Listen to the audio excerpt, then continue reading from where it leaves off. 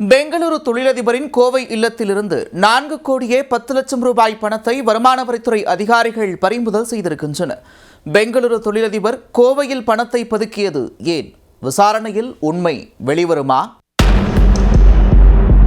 பெங்களூரு நகரில் ஹோட்டல் தொழிலில் ஈடுபட்டு வருபவர் பெரோஸ் கான்.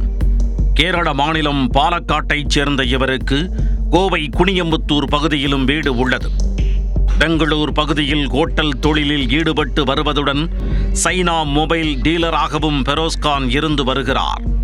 பெரோஸ்கான் முறையான வருமான வரி செலுத்தவில்லை என ஆதாரத்துடன் தகவல் கிடைக்க வருமான வரித்துறை அதிகாரிகள் பெங்களூரில் அவரது வீட்டில் சோதனையில் ஈடுபட்டுள்ளனர்.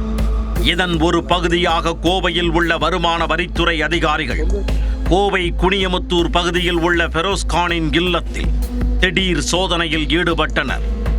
அப்பொழுது அவரது வீட்டில் கணக்கில் வராத 4 கோடியே 10 லட்சம் ரூபாய் பணம் கட்டுக்கட்டாக அடுக்கி வைக்கப்பட்டிருப்பதை அதிகாரிகள் கண்டுபிடித்தனர். இதனைத் தொடர்ந்து வருமான வரித்துறை அதிகாரிகள் அந்த பணத்தை கைப்பற்றி அலுவலகம் எடுத்துச் சென்றனர். மேலும் பெரோஸ்கானின் இல்லத்தில் வீட்டின் முன்புறம் துப்பாக்கி ஒன்று வைக்கப்பட்டிருப்பதை பார்த்து வருமான வரித்துறை அதிகாரிகள் இதுகுறித்து கோவை மாநகர காவல்துறையினருக்கு தகவல் தெரிவித்தனர். கோவை மாநகர காவல்துறையினர் பெரோஸ்கானின் வீட்டில் ஆய்வு மேற்கொண்ட பொழுது அது ஏர்கன் வகையிலான துப்பாக்கி என்பது தெரிய வந்தது.